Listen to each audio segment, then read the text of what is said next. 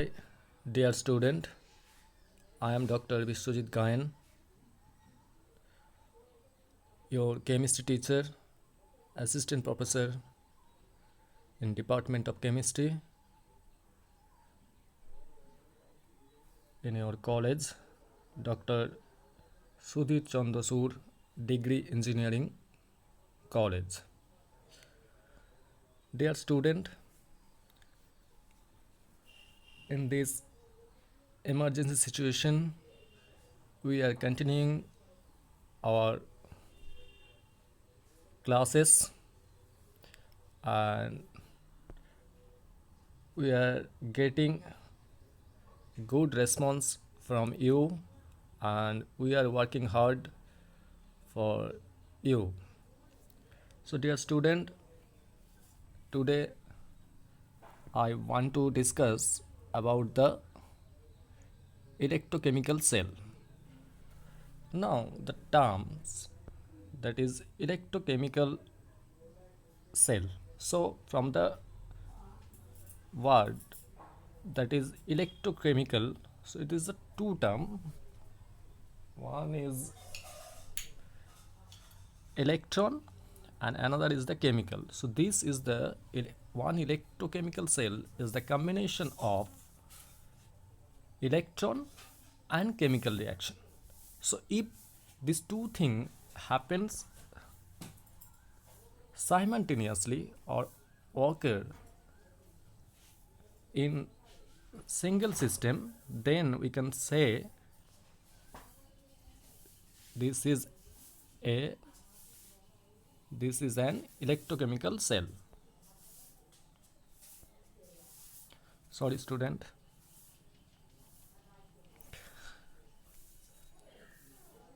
So sometime the electron are produced due to the chemical reaction or reverse, that is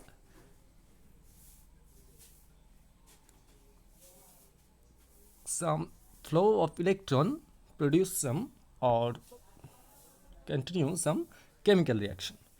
Mainly two type of the electrochemical cell are possible. One is the galvanic cell and another is electrolytic cell. Now the first thing which is very important according to your syllabus, that is galvanic cell. So here in this galvanic cells, here the electricity is obtained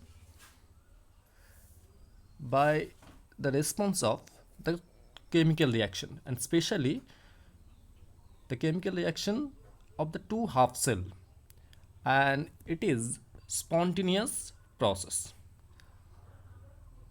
On the other hand, another is the electrolytic cell. Here the just opposite, that is due to the passing of the electricity, some oxidation reduction takes place at the electrode. So here from the image you are seeing that, so there are the two beaker. In the left hand there is the electrode, it is called anode and it is made by zinc, and in the right hand there is a another electrode that is copper and it is acts as a cathode. And here the white thing or tube, that is U tube like this thing, this is called solvage. Now in the solution, if you consider the left hand side, so zinc rod or zinc electrode is immersed into the zinc nitrate solution, and on the right hand side copper is immersed in CuNO3 solution.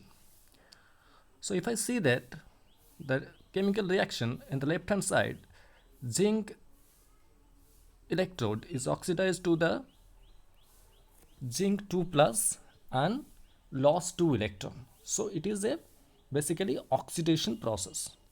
Now zinc is converted to the zinc 2 plus and it leave two electrons. So in the left hand side, that is in anode, oxidation take place, and in the right hand side, copper 2 plus is converted to the copper by absorbing 2 electron. That is, this is the process of reduction, and it is takes place at cathode. Now if these two electrodes are connected by wire, we will get an electricity, the flow of electron from anode to cathode. So dear student, I hope that you understand the combination of the galvanic cell, and by this process we can get external electricity by using some chemical reaction. And in case of electrolytic cell, here due to the passing of the electricity from the external source to the solution, there will be some chemical reaction at cathode and anode. Here cation from the solution, cation goes to the cathode and anion goes to the anode. So here the reduction takes place at the cathode and oxidation takes place at the anode. So here I want to say that the electrochemical cell presentation. So from the above picture, it is clear that here in the left hand side, zinc is converted to the Zn2 plus and copper 2 plus converted to the copper. So this total figure that you are seeing in this figure or this picture can be represented by very simple line notation. So if you try to represent this line notation of an galvanic cell, so you can write this, that is this actually combination of the two half cell reaction. So left hand half cell reaction is the example of the oxidation reaction, and right hand half cell reaction is an example of the reduction reaction. So you have to note that point, that is when you are writing the line presentation of this of a electrochemical cell, then you have to write the electrode first, that is metal, then single line, then the corresponding ion of the electrode, then double line, you have to place double line, then the cation corresponding to the cathode, and then you have to write the cathode electrode. So here we are saying that here the left hand side zinc acts as a anode electrode and copper acts as a cathode. So you have to write this cell notation as zinc within first bracket solid, then you have to place single line, then Zn2 plus, then double line, and copper 2 plus, and then it is in aqueous solution, and then single line and copper solid. So by this simple notation, that is within one line, you can say about the details of a galvanic cell, that is you are seeing in this figure.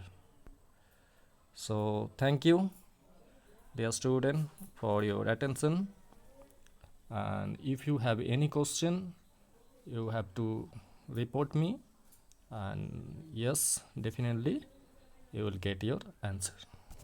Thank you.